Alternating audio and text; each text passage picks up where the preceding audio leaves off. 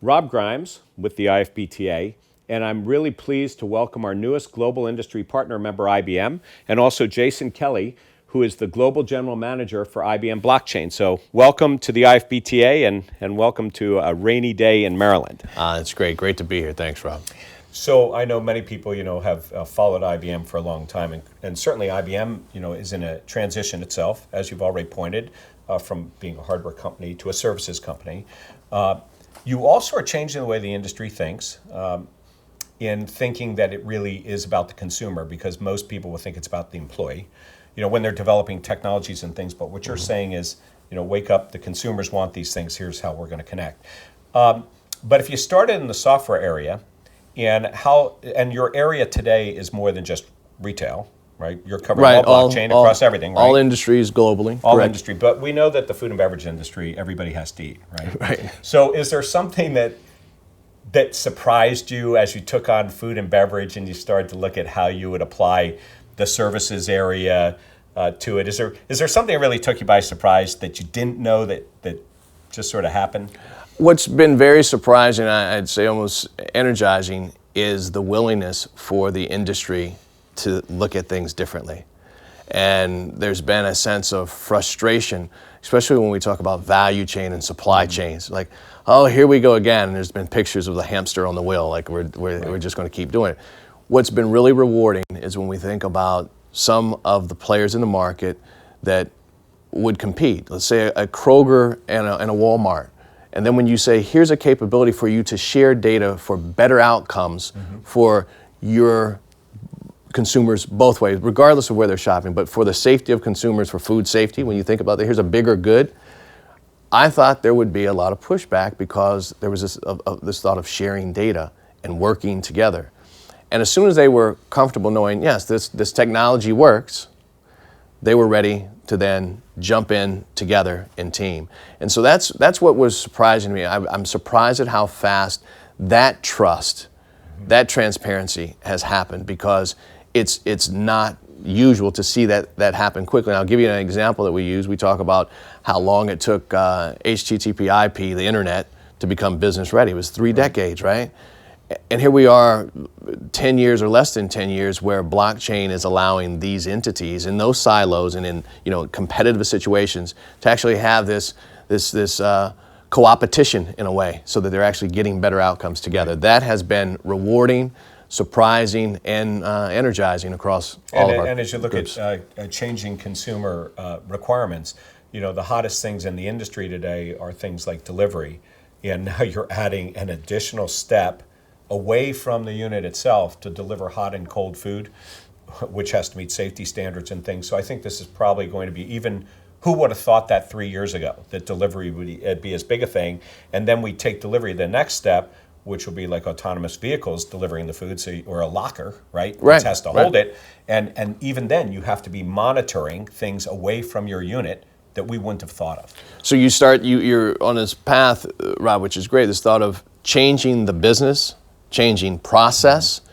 This has become, I think, the unexpected opportunity for some of our talents, because we've been doing business process for many years, all the way back to the thought of business process re-engineering, and also finding low-cost areas to increase value, so on. So all those things come out, and then we're like, wait a second.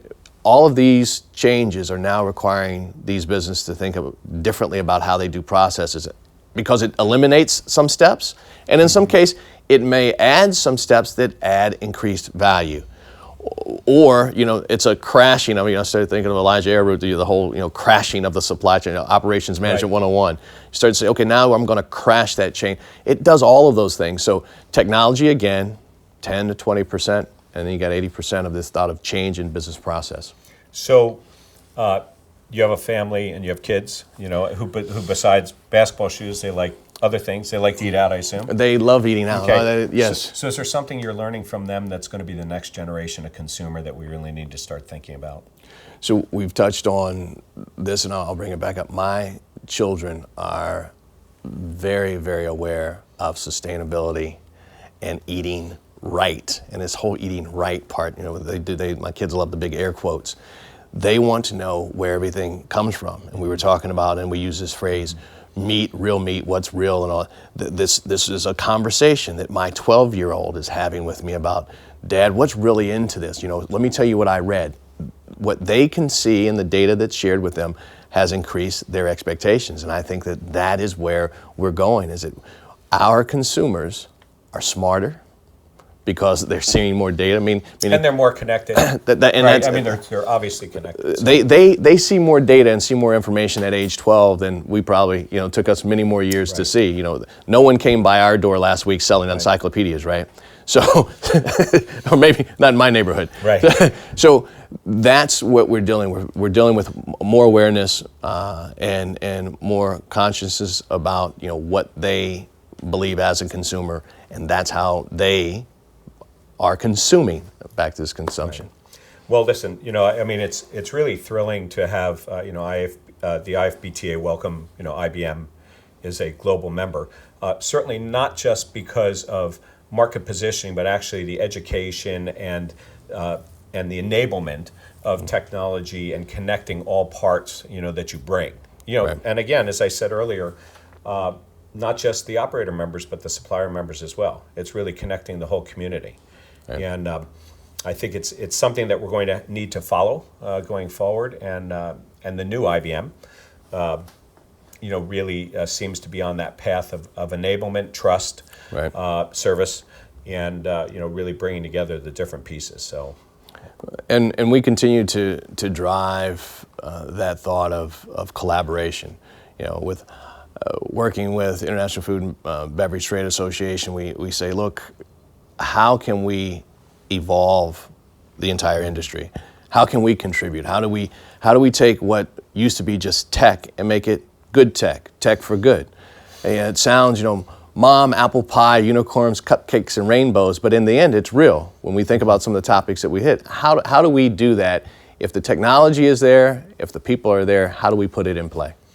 Well, listen, I think that, certainly this is a start of a much longer term conversation in the industry, one that we expect IBM will play a key role in.